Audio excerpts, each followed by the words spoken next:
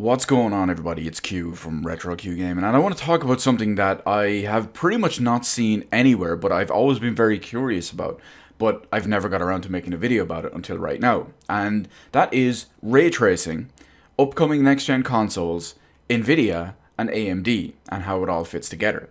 Now, what do we mean by all this? Well, we all know that PC already has ray tracing in several different forms.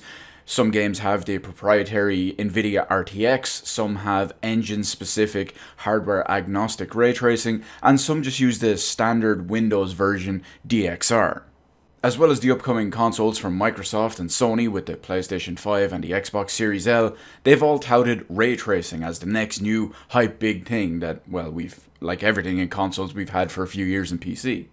But something very, very important is being left out of the discussion, and it's kind of brought very, very much to light today because CD Projekt Red have went into a lot more detail about Cyberpunk 2077, including releasing a whole bunch of new 4K top-of-the-line PC screenshots, including Nvidia's RTX ray tracing. Now, because RTX is specifically designed to take advantage of hardware-based ray tracing on the actual Nvidia RTX series cards, it's literally built for that. How is that going to transfer over when they come to consoles? Because the upcoming consoles, both of them, are going to be using AMD hardware. And later this year, AMD will be releasing Navi 2 or RDNA 2 based GPUs, which are going to be the same thing in the upcoming consoles, which, yes, does support hardware-based ray tracing.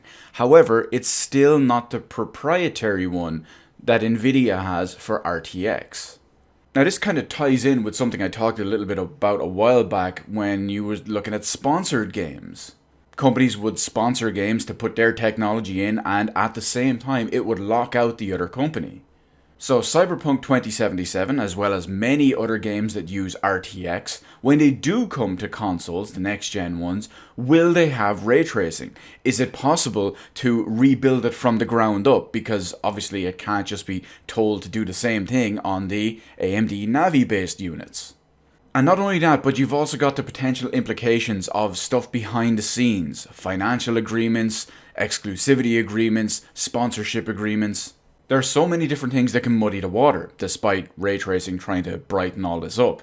Now, it won't be a problem for some games, because some games actually the engine natively supports ray tracing on whatever GPU you have.